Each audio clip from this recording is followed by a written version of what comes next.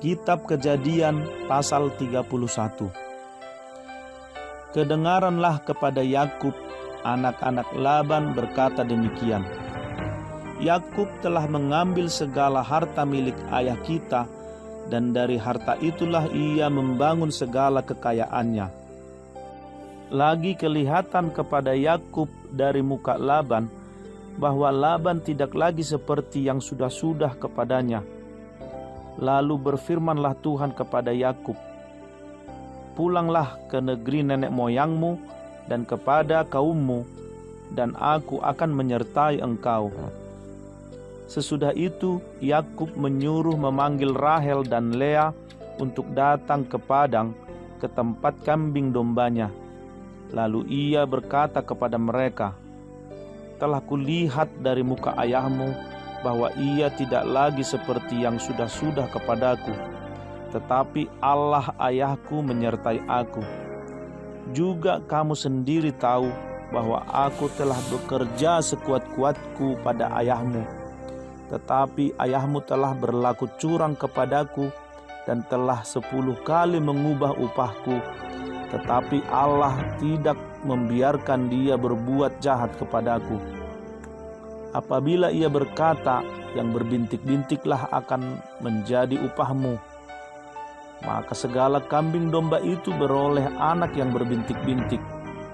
Dan apabila ia berkata, yang bercoreng-corenglah akan menjadi upahmu, maka segala kambing domba itu beroleh anak yang bercoreng-coreng. Demikianlah Allah mengambil ternak ayahmu dan memberikannya kepadaku. Pada suatu kali pada masa kambing domba itu suka berkelamin, maka aku bermimpi dan melihat bahwa jantan-jantan yang menjantani kambing domba itu bercoreng-coreng, berbintik-bintik dan berbelang-belang. Dan malaikat Allah berfirman kepadaku dalam mimpi itu, Yakub. Jawabku, ya Tuhan. Lalu ia berfirman, angkatlah mukamu dan lihatlah bahwa segala jantan yang menjantani kambing domba itu bercoreng-coreng, berbintik-bintik dan berbelang-belang, sebab telah kulihat semua yang dilakukan oleh Laban itu kepadamu. Akulah Allah yang di Betel itu, di mana engkau mengurapi tugu dan di mana engkau bernazar kepadaku. Maka sekarang bersiaplah engkau, pergilah dari negeri ini dan pulanglah ke negeri sanak saudaramu. Lalu Rahel dan Lea menjawab Yakub, katanya, bukankah tidak ada lagi bagian atau warisan kami dalam rumah ayah kami? Bukankah kami ini dianggapnya sebagai orang asing karena ia telah menjual kami? Juga bagian kami telah dihabiskannya sama sekali. Tetapi segala kekayaan yang telah diambil Allah dari ayah kami adalah milik kami dan anak-anak kami. Maka sekarang perbuatlah segala yang difirmankan Allah kepadamu. Lalu bersiaplah Yakub, dinaikkannya anak-anaknya dan istri-istrinya ke atas unta, digiringnya seluruh ternaknya dan segala apa yang telah diperolehnya, yakni ternak kepunyaannya yang telah diperolehnya dari Padan Aram, dengan maksud pergi kepada Ishak ayahnya ke tanah Kanaan. Adapun Laban telah pergi menggunting bulu domba-dombanya. Ketika itulah Rahel mencuri terafim ayahnya.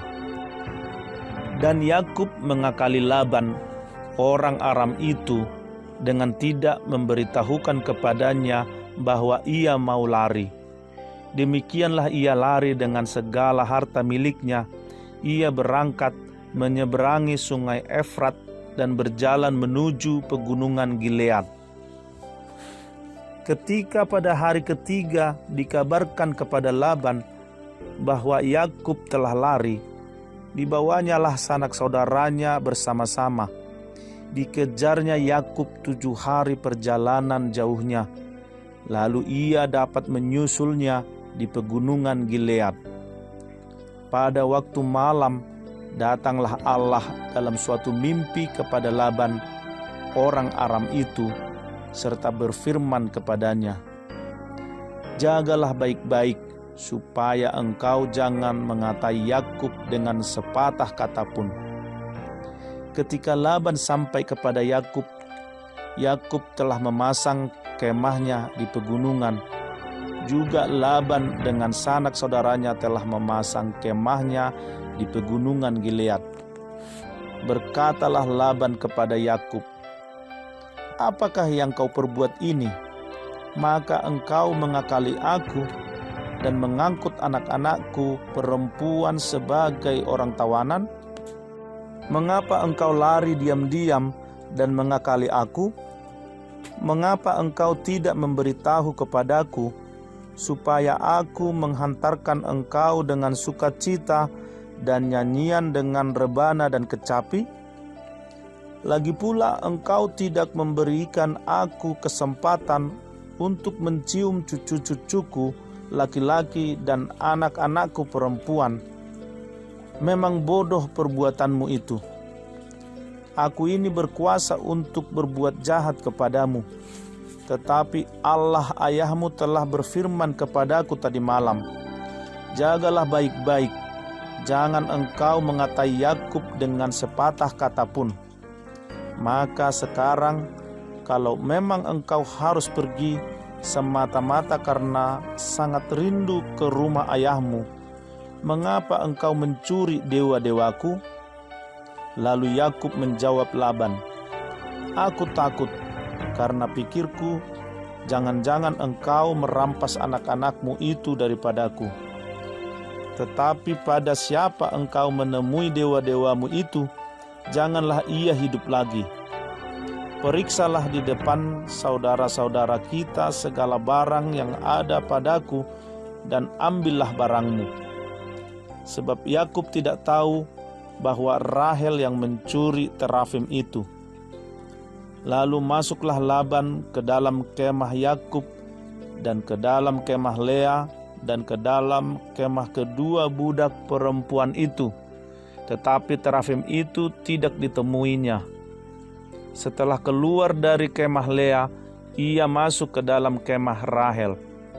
Tetapi Rahel telah mengambil terafim itu dan memasukkannya ke dalam pelana untanya dan duduk di atasnya. Laban menggeledah seluruh kemah itu, tetapi terafim itu tidak ditemuinya. Lalu kata Rahel kepada ayahnya, "Janganlah bapa marah, karena aku tidak dapat bangun berdiri di depanmu, sebab aku sedang haid." Dan Laban mencari dengan teliti, tetapi ia tidak menemui terafim itu. Lalu hati Yakub panas dan ia bertengkar dengan Laban. Ia berkata kepada Laban, "Apakah kesalahanku? Apakah dosaku? Maka engkau memburu aku sehebat itu? Engkau telah menggeledah segala barangku. Sekarang apakah yang kau temui dari segala barang rumahmu? Letakkanlah di sini di depan saudara-saudaraku dan saudara-saudaramu, supaya mereka mengadili antara kita berdua. Selama 20 tahun ini aku bersama-sama dengan engkau. Domba dan kambing betinamu tidak pernah keguguran, dan jantan dari kambing dombamu tidak pernah kumakan. Yang diterkam oleh binatang buas tidak pernah kubawa kepadamu. Aku sendiri yang menggantinya. Yang dicuri orang, baik waktu siang, baik waktu malam, selalu engkau tuntut daripadaku. Aku dimakan panas hari waktu siang, dan kedinginan waktu malam, dan mataku jauh daripada tertidur. Selama 20 tahun ini aku di rumahmu. Aku telah bekerja padamu 14 tahun lamanya untuk mendapat kedua anakmu, dan 6 tahun untuk mendapat ternakmu, dan engkau telah 10 kali mengubah upahku. Seandainya Allah ayahku, Allah Abraham dan yang disegani oleh Ishak tidak menyertai aku, tentulah engkau sekarang membiarkan aku pergi dengan tangan hampa. Tetapi kesengsaraanku dan jerih payahku telah diperhatikan Allah, dan Ia telah menjatuhkan putusan tadi malam. Lalu Laban menjawab Yakub, perempuan-perempuan ini anakku, dan anak-anak lelaki ini cucuku, dan ternak ini ternakku. Bahkan segala yang kau lihat di sini adalah milikku. Jadi apakah yang dapat kuperbuat sekarang kepada anak-anakku ini atau kepada anak-anak yang dilahirkan mereka? Maka sekarang marilah kita mengikat perjanjian, aku dan engkau, supaya itu menjadi kesaksian antara aku dan engkau. Kemudian Yakub mengambil sebuah batu dan didirikannya menjadi tugu. Selanjutnya berkatalah Yakub kepada sanak saudaranya, kumpulkanlah batu. Maka mereka mengambil batu dan membuat timbunan, lalu makanlah mereka di sana di dekat timbunan itu.